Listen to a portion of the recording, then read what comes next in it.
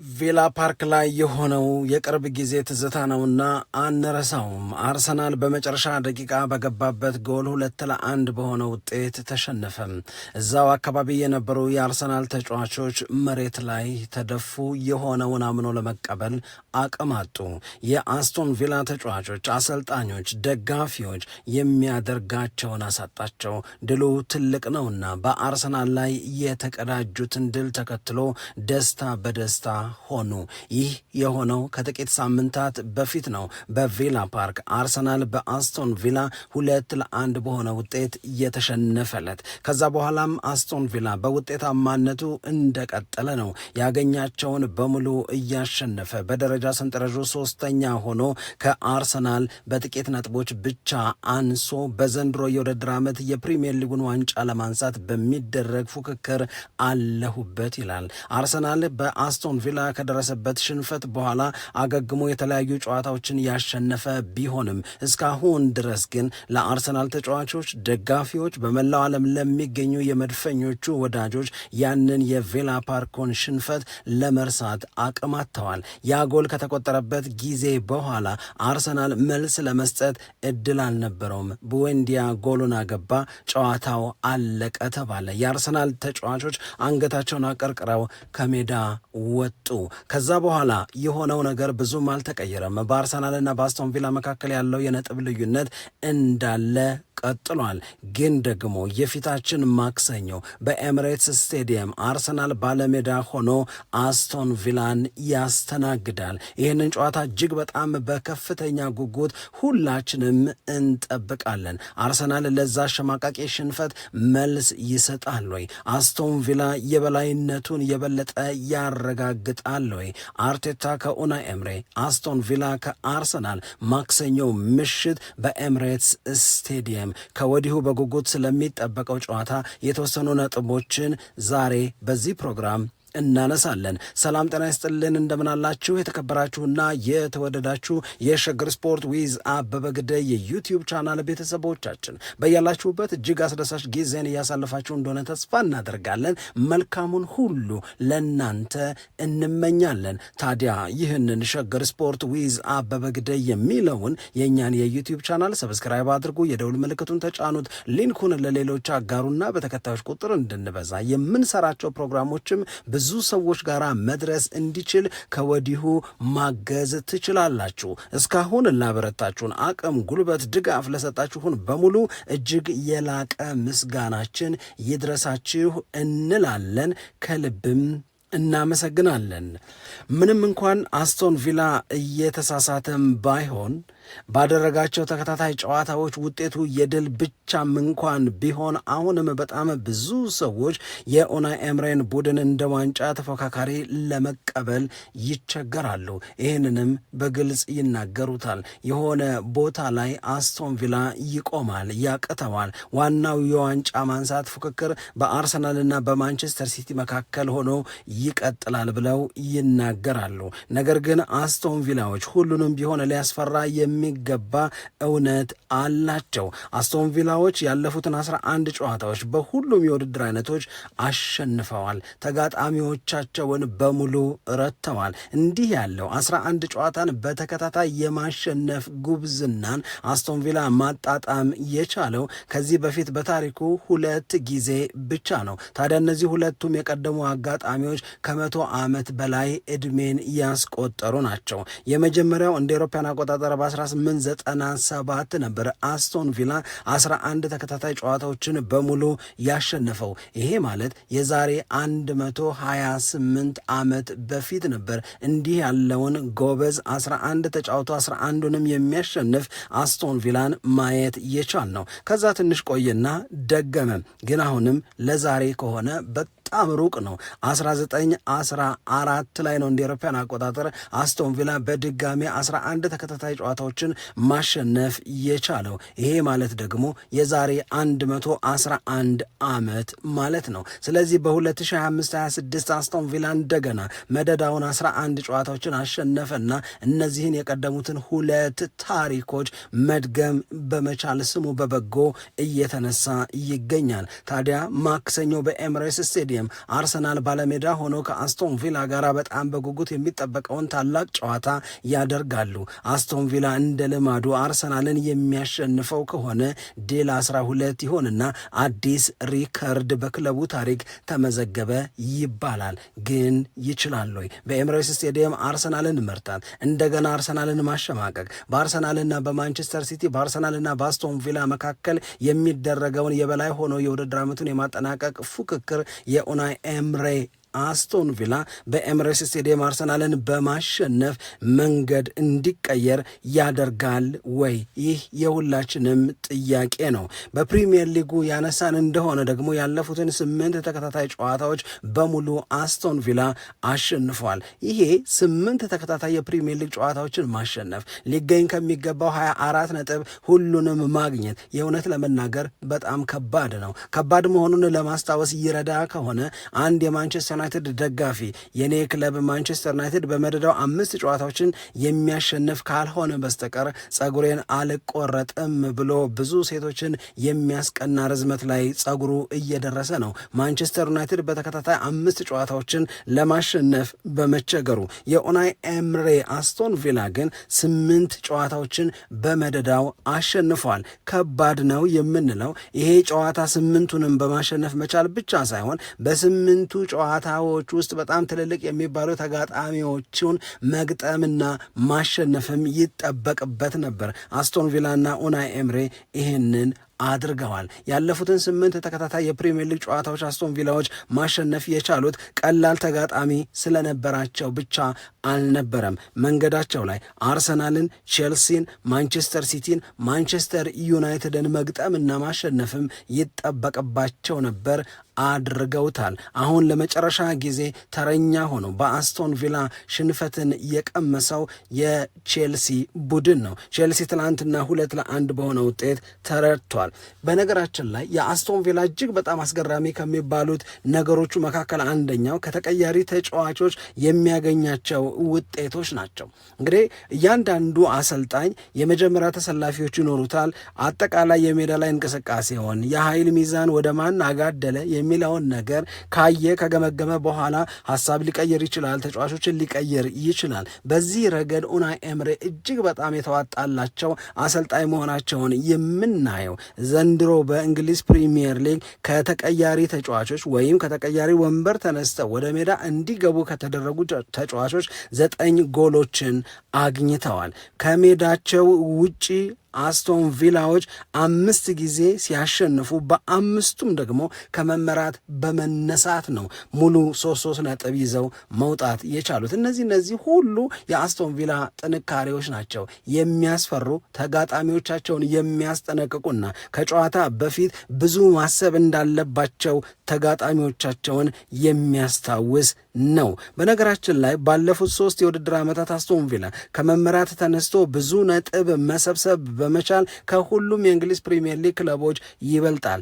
እየተመራ ሊሸነፍ ነው ሲባል ወይ አቻ እየወጣ እየተመራ ሊሸነፍ ነው ሲባል አሸንፎ ሙሉ 3 ነጥቡን እየወሰደ ባለፉት ተከታታይ የውድድር ዓመታት 54 ነጥቦችን ከመመራት ተነስቶ መሰብሰብ ችሏል። አስቶን ቪላ ይህንን ማድረግ የቻለ ሌላ የእንግሊዝ ፕሪሚየር ሊግ ክለብ በጭራሽ የለም። ዘንድሮም ከተመራባቸው ጨዋታዎች 18 ነጥብን መሰብሰብ ችሏል። በዚህም ከሁሉም የፕሪሚየር ሊግ ክለቦች ሌላው ቀርቶ የደረጃ ሰንጠረዡን እየመራ ከሚገኘው አርሰናል፣ እሱን ከሚከተለው ማንቸስተር ሲቲ ሁሉ አስቶን ቪላ ይሻላል። እጅ አይሰጥም፣ እስከ መጨረሻው ይታገላል፣ ነገሮችን ለማስተካከል ደፋ ቀና ይላል። ይህንን በተደጋጋሚ አሳክቶት አይተናልና ለአስቶን ቪላና ለኡናይ ኤምሬ አድናቆትንና ክብርን ለመስጠት እንገደዳለን። በሌላ በኩል የአስቶን ቪላና የቼልሲን የትላንትናን ጨዋታ ላየ ትላንትናም ቼልሲ ነው ቀድሞ ጎል ያስቆጠረው 1-0 በሆነ ውጤት እየመራ ነበር። በኋላ ግን አሰልጣኙ 3 ተጫዋቾችን ቀይረው ወደ ሜዳ አስገቡ። እነዚህ 3 ተቀይረው የገቡ ተጫዋቾች ዋትኪንስ፣ አማዱ ኦናና እንደዚሁም ደግሞ ጄደን ሳንቾ ናቸው። 3ቱ ተጫዋቾች ተቀይረው ከመግባታቸው በፊትና 3ቱ ተጫዋቾች ተቀይረው ከገቡ በኋላ የሜዳ ላይ እንቅስቃሴው የነበረው ታሪክ ሙሉ በሙሉ ነው የሚቀይረው። ለምሳሌ በመጀመሪያው 45 ቼልሲ ፍጹም የሚባል የበላይነትን ወስዶ ነበረ። 10 የግብ ሙከራን አድርጓል ቼልሲ በመጀመሪያው 45። አስቶን ቪላ ምንም የግብ ሙከራ ማድረግ አልቻለም ነበር። ነገር ግን እንዲህ ያለውን መበለጥ ካስተዋሉ በኋላ አሁን የጠቀስኳቸውን 3 ተጫዋቾች ዋትኪስን፣ ኦናናን እንደዚሁም ደግሞ ጄደን ሳንቾን ቀይረው አስገቡ። ከዛ በኋላ 11 የግብ ሙከራዎችን አስቶን ቪላን ሲያደርግ ቼልሲ ግን ማድረግ የቻለው 4 ብቻ ነው። ይሄ ነው የጨዋታውን የኃይል ሚዛን ሙሉ በሙሉ መቀልበስ ማለት፣ ሙሉ በሙሉ ብልጫን ለመውሰድ ጨዋታውን ማንበብ፣ በምን ምክንያት ብልጫ ተወሰደብን ማለት እና ይህንን የተወሰደብንን ብልጫ እንዴት ሪቨርስ ማድረግ እንችላለን የሚለው ላይ ኡናይ ኤምሬ በጣም የተዋጣላቸው አሰልጣኝ ስለሆኑ ትላንትናም ቼልሲን በዚሁ መንገድ ሊረቱት ችለዋል። ስለዚህ በአርሰናልና በአስቶን ቪላ መካከል ማክሰኞ የሚደረገው የኤምሬትስ ስቴዲየም ጨዋታ የእውነት ለመናገር አስቶን ቪላን አክብረን የምንጠብቀው ጨዋታ ነው። ግን ደግሞ አርሰናል መልስ መስጠት መቻል አለበት። ያንን የደጋፊዎቹን ስሜት የጎዳ የአርሰናል ተጫዋቾችን አንገት የሰበረ በሐዘን በብስጭት እና በቅሬታ መሬት ላይ ተደፍተው የታዩ የአርሰናል ተጫዋቾች ያንን ቡድን ማክሰኞ በሚደረገው ጨዋታ በሜዳቸውና በደጋፊያቸው ፊት ደጋፊውን የሚክስ የድል ውጤት በማስመዝገብ ነገሮችን መቀልበስ መቻል አለባቸው። ምናልባት ይህንን ማድረግ የሚችሉ ከሆነ ለአርቴታና ለአርሰናል ተጫዋቾች በጣም ትልቅ የክብር አስተያየት የሚሰጥ ይሆናል። ስለ ሪቬንጅ ገና ከወዲሁ የሚያወሩ በጣም ብዙ ሰዎች አሉ። እንዲያ ያደረገንን አስቶን ቪላን ማሸነፍ ይኖርብናል፣ ደግሞም እናደርገዋለን ይላሉ። በዚህ መመካት በሚመስል አስተያየታቸው ውስጥ ግን በተደጋጋሚ የሚነሱ ደግሞ ስሞች አሉ። አንደኛው ጋብርኤል ማግሃሌሽ ተመልሷል የሚል ነው። ባለፈው ታስታውሱ ከሆነ አስቶን ቪላ አርሰናልን 2-1 በሆነ ውጤት ቪላ ፓርክ ላይ ሲያሸንፈው በጣም በርከት ያሉ የአርሰናል ደጋፊዎች ለዚህ ሽንፈት ዋነኛ ምክንያት አድርገው ወስደውት የነበረው የጋብርኤል ማግሃሌሽ በጨዋታው ላይ አለመኖር ነው። ዊሊያም ሳሊባም አልነበረም። ስለዚህ እነዚህ 2 ዋነኛ የመሃል ተከላካዮቻችን በሌሉበት በተሰራ ስህተት ነው የተሸነፍነው የሚል አስተያየት አላቸው። አሁን ዊሊያም ሳሊባም ጋብርኤል ማግሃሌሽም ማክሰኞ አርሰናልን ያገለግላሉ። እነዚህን ተጫዋቾች ይዞ የኡናይ ኤምሬን አስገራሚ ሪከርድ እያስመዘገበ የሚገኘውን አስቶን ቪላን ያስተናግዳሉ። አሁን ለሰበብ ቦታ የለም። ውጤቱን ለማስተካከል ድል ለማድረግና ያንን በድንጋጤ ስሜት ውስጥ የከተቱትን የአርሰናል ደጋፊ ለመካስ እንጂ። በእርግጥ ጋብርኤል ማግሃሌሽ መመለሱ ለአርሰናል በጣም ብዙ ትርጉም አለው። እኔ በግል ያኔም ቢሆን አርሰናል በአስቶን ቪላ የተሸነፈው ማግሃሌሽ ባለመኖሩ ነው አልልም። የአስቶን ቪላ ብርታት የበለጠ ይታይ የበለጠም ጎልቶ የወጣ ነበር። ከዛ ጨዋታም በኋላ አርሰናል የሚታዩበትን ድክመቶች ስለማሻሻል የበለጠ ቢሰራ ነው የበለጠ ይጠቀማል የምንለው። አርሰናል ለምሳሌ በበቀደሙ የአርሰናልና የብራይተን ጨዋታ በጣም የሚገርም ብልጫ ነበረው መጀመሪያው 45 ላይ። በነዛ ብልጫ በወሰደባቸው የመጀመሪያ 45 ደቂቃዎች 15 ጊዜ የግብ ሙከራ አድርጎ ከዛ ውስጥ 5ቱ ኢላማቸውን የጠበቁ ሆነው 1 ጎል ብቻ ማስቆጠሩ ልክ አይደለም። እነ ቪክቶር ዮከሬሽ እና ሌሎቹም የአርሰናል ተጫዋቾች ይስቷቸው የነበሩት ኳሶች ወደ ጎልነት መቀየርና ድልን አስተማማኝ ማድረግ ይኖርበታል፣ ይጠበቅበታል። እዚህ ላይ አርቴታ ብዙ መስራት እንዳለበት በተደጋጋሚ የምናነሳው ሀሳብ ነው። ነገር ግን ይሄ ማለት ጋብርኤል ማግሃሌሽ መመለሱ ምንም አይቀይርም፣ ምንም ፋይዳ የለውም ማለት አይደለም። ምክንያቱም ለእኔ ጋብርኤል ማግሃሌሽ ማለት በሰውነት አንድ ነው። ነገር ግን ደግሞ ሜዳ ላይ በሚጫወተው ሚና ግን ብዙ ሰው እንደማለት እቆጥረዋለሁ። ምክንያቱም በጣም የተዋጣለት ምርጥ ተከላካይ ነው። ምክንያቱም በጣም የተዋጣለት ምርጥ መሪ ነው። ምክንያቱም አርሰናል በዘንድሮ የውድድር ዓመት በተለየ ባህሪ የሚታወቅበት ከቆመ ኳስ ጎል የማስቆጠር አቅሙ ዋና ከሚባሉት ሞተሮች መካከል ጋብርኤል ማግሃሌሽ የሚጠቀስ ነው። የቆሙ ኳሶችን በራሱ ያስቆጥራል፣ ሌሎች እንዲያስቆጥሩ ምክንያት ይሆናል፣ ቡድኑን ይመራል፣ የመከላከል ኃላፊነቱን በአግባቡ ይወጣል። አርሰናል ሞገሱ ይጨምራል ጋብርኤል ማግሃሌሽ ሜዳ ላይ ካለ። ስለዚህ የጋብርኤል ማግሃሌሽ መመለስ በማክሰኞ ጨዋታ ላይ ፋይዳው ብዙ ሊሆን ይችላል።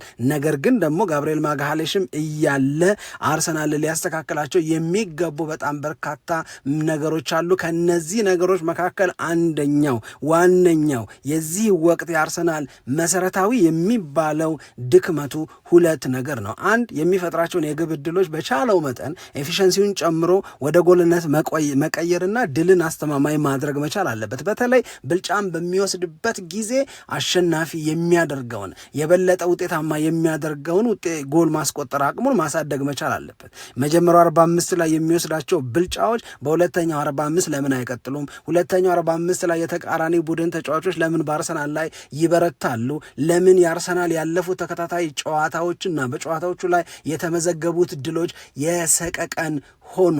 ምን ይፈጠር ይሆን የሚል የፍርሃት ስሜትን ደጋፊዎች ላይ የሚጥል የማያረጋጋ ልብ የማይሞላ ለምን ይሆናል? አርሰናል ያምራልም ያሳቅቃልም እያልን የምንናገረው ድሎች አስተማማኝ ስላልሆኑ እንደገና ደግሞ የአርሰናል በመጨረሻ ደቂቃ ላይ ጎል ኮንሲድ የሚያደርግ መሆኑ ነው። እነዚህ ነገሮች መፍትሄ የሚፈልጉ ናቸው።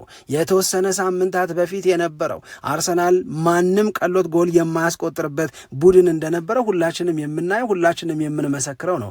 ያ የአርሰናል ሞገስ እንደገና መመለስ መቻል አለበት። አርሰናል ላይ ጎል ማስቆጠር በድጋሚ ከባድ መሆን መቻል አለበት። አሁን ግን ወልቨርሃምፕተን ወንደረርስ፣ ሰንደርላንድ፣ ቼልሲ በጣም በርካታ ክለቦች ይህንን እያደረጉ የአርሰናልን ድል ደጋፊዎቹ በሰቀቀን ውስጥ የሚያጣጥሙት እንዲሆኑ ተገደዋል። ይሄ መቀየር ይሄ መስተካከል መቻል አለበት። ታዲያ የአርሰናልን ውጤታማነት ለማሳደግ አርቴታ ማክሰኞ በሚደረገው ጨዋታውን እንደገና በቪክቶር ዮኬሬሽ ይጀምር ወይስ ደግሞ ከ11 ወራት ሜዳ መራቅ በኋላ የተመለሰውና በየጨዋታው ላይ በእኔ እምነት የተሻለ ኢምፓክት እየፈጠረ የሚገኘው ጋብርኤል ሄሱስ የመጀመሪያ ተሰላፊነትን እድል ይሰጠው? የቱን ቢያደርግ ነው አርቴታ ልክ የሚሆነው የሚል ጥያቄን ማንሳት ይኖርብናል።